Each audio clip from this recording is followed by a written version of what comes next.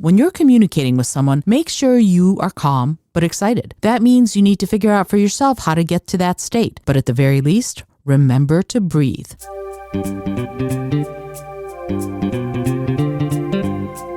Hello and welcome to the Innovative Mindset Podcast. I'm your host, Isolde Trachtenberg. On the show, I interview peak performing world changers in the creative, social impact, and earth conservation spaces. If you like what you hear on this episode, you're going to want to check out the bonus mini episode you can access if you become a member of my coffee club. If you do, you'll get access to bonus episodes, new art, new writing, and other fun benefits at buymeacoffee.com/Isolde T. See the show notes for more details. And now, let's get on with the show.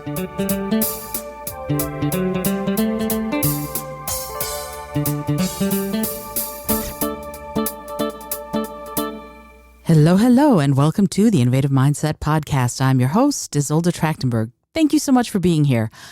This is another Speak From Within Thursday. It is where I am reading you the entire book, my entire book called Speak From Within, where if you have a public speaking phobia or if you are intimidated by presenting to a boss or a team or an audience of any kind, and you want to know how to inspire people and get them motivated and excited to work with you or to convince them of things, this is the book for you. I honestly believe that. So I'm reading you the book. If you go back, you can listen to all of the episodes starting way back 19 weeks ago with chapter 1. And you can listen to the entire book and learn how to overcome some of those fears to get you speaking in public with the best of them. And I'm super excited about it. And I want to read for you right now, chapter 19. And it's all about preparation. But before I go there, I want to remind you that if you want to join and get extra goodness and extra bonuses, you can buy me a coffee. If you go to buymeacoffee.com/Isolde T, you can actually become one of the members who supports the podcast, which would be super cool.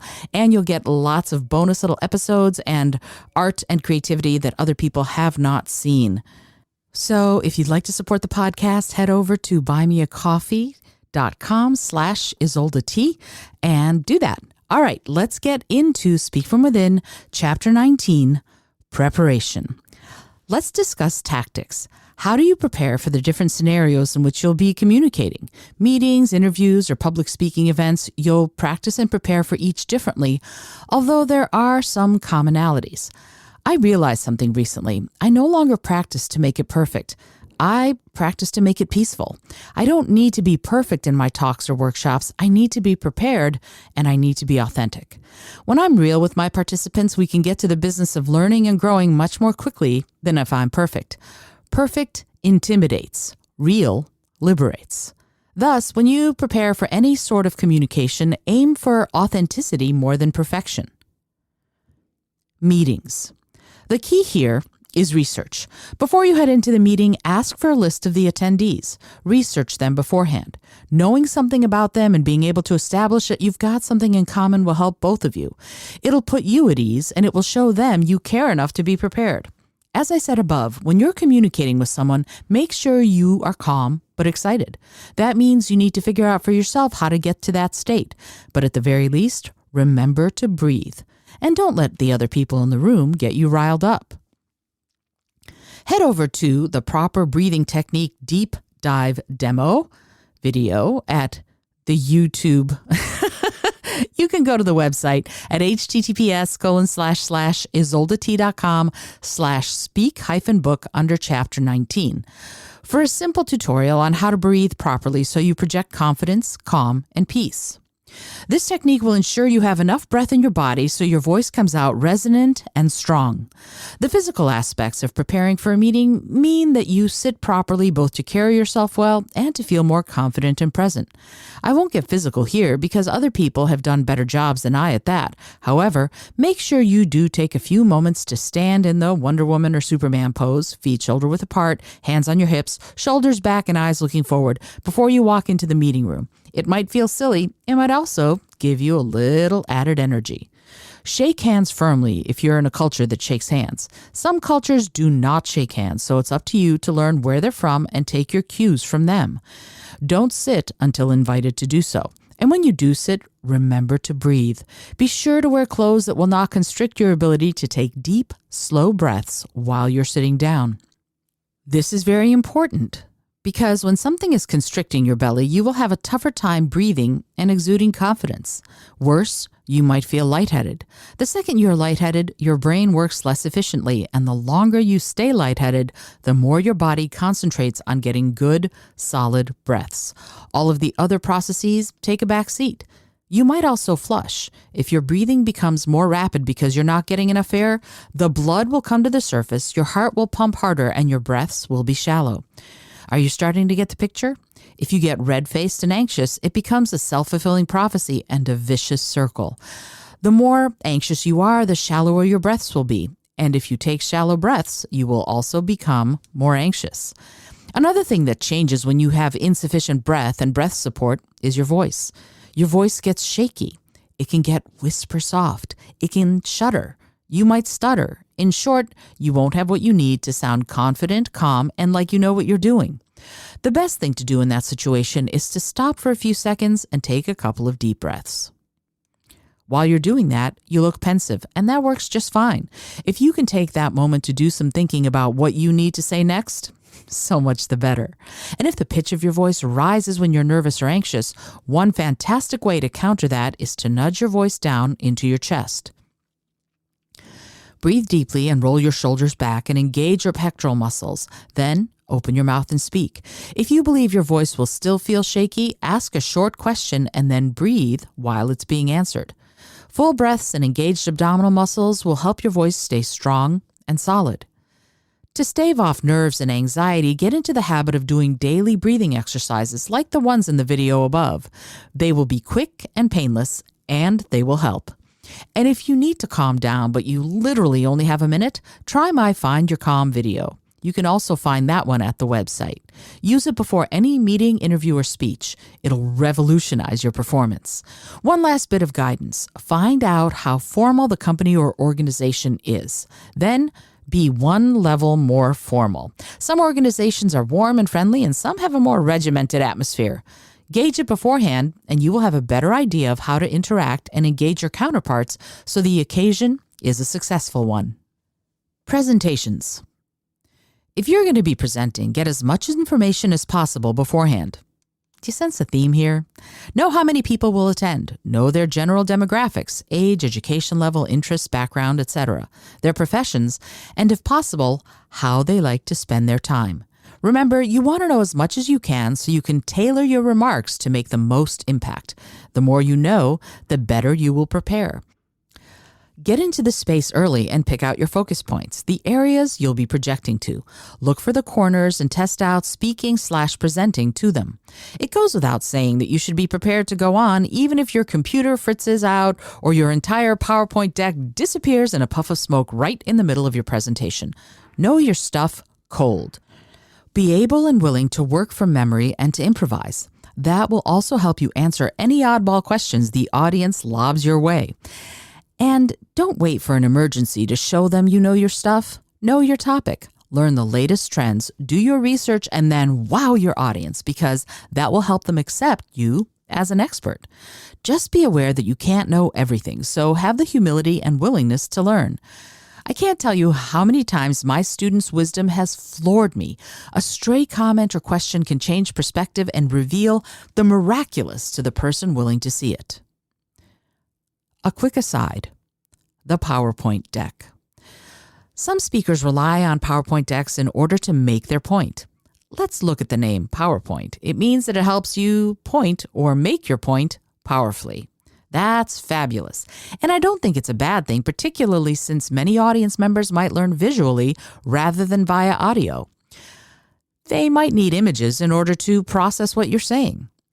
However, PowerPoint and other visual aids should complement or supplement what you're communicating. They should not be the crutch upon which you lean in order to state your case or persuade an audience to your point of view. If you want to engage your audience, your body, voice, and energy ought to be enough. Of course, they aren't always going to be. I would never tell you not to use visual or audio aids at all when you're communicating or presenting. They can be super effective. You can find tons of information on how to create an effective and successful PowerPoint deck, so I won't spend too much time on it. But here are a few tips. 1. Mostly images. 1A. Graphics that explain and entertain. 2. Few words. 2A. At size 32 font or bigger. 2B. Contrasting colors. 2C. Don't use lots of reds as they fatigue the eye. 3. Refer to the slides but don't read them. A. Know them cold. 3B. They're supplements to what you're saying, not the text of what you're saying. 3C. Use them to make points and to entertain. 3D. Refrain from using them as a crutch. You will thank me for this one when the power goes out. I promise. 4. Spend no more than 2 minutes per slide. 4A. If you are doing a 20-minute presentation and you want to leave 5 minutes for questions, have no more than 7 slides. See an example at https://isoldat.com/speak-book under Chapter 19. Some people don't use slides or other visual aids at all when they present. I like them because I believe we all learn differently. Some of us are auditory learners. We learn by hearing, and we don't need or want to see anything written. Some of us are more visual. If we see it, we grok it. And some of us are kinesthetic learners who need to be part of the movement or the flow of learning. If you come across a bunch of those folks, be prepared to have activities you can all do together.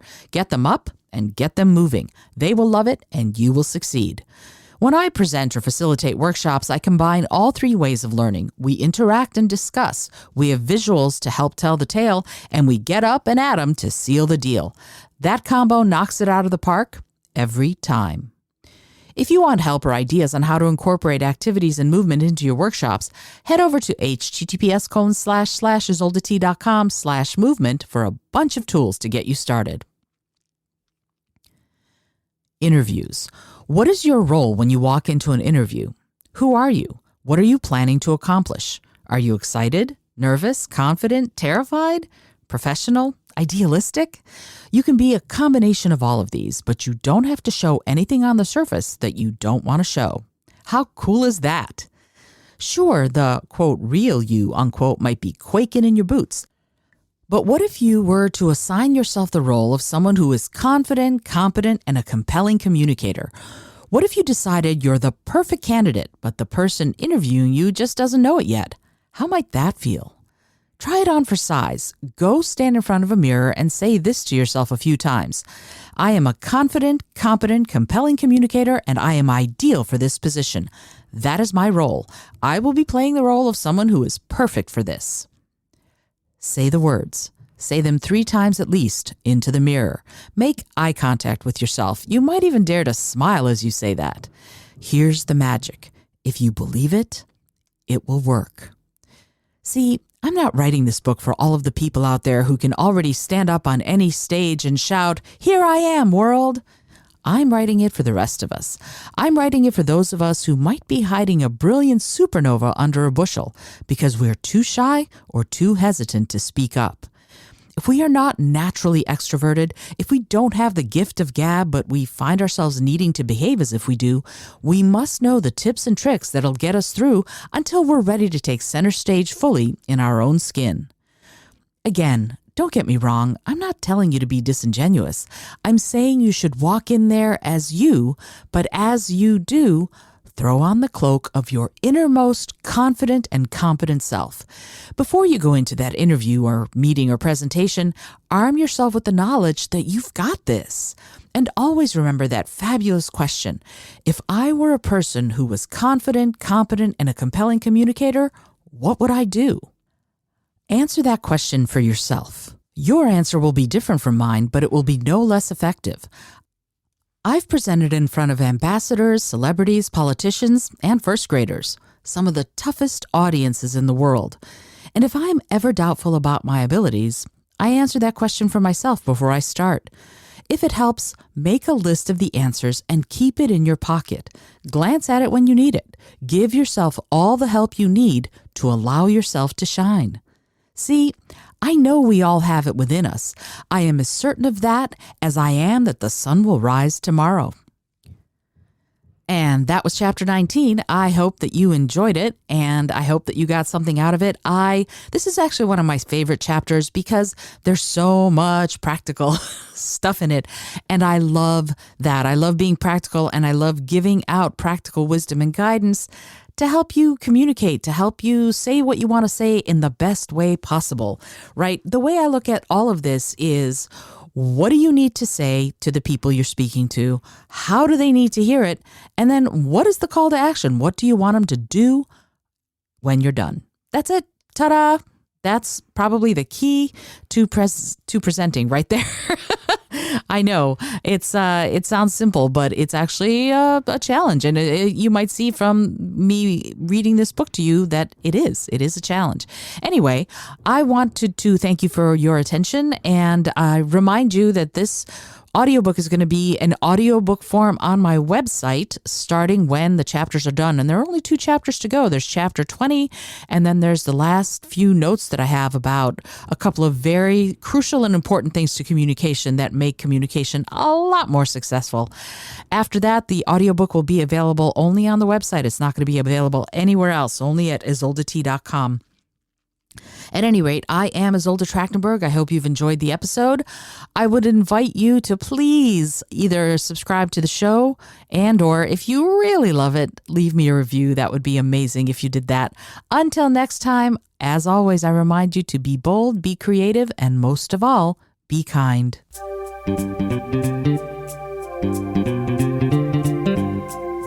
Thank you so much for joining me today. I really appreciate you being here. Please subscribe to the podcast if you're new, and it would mean the world to me if you told a friend about it. Today's episode was produced by Isolde Trachtenberg and is copyright 2022. As always, please remember this is for educational and entertainment purposes only. Past performance does not guarantee future results, although we can always hope. Until next time, remember to be bold, be creative, and most of all, be kind.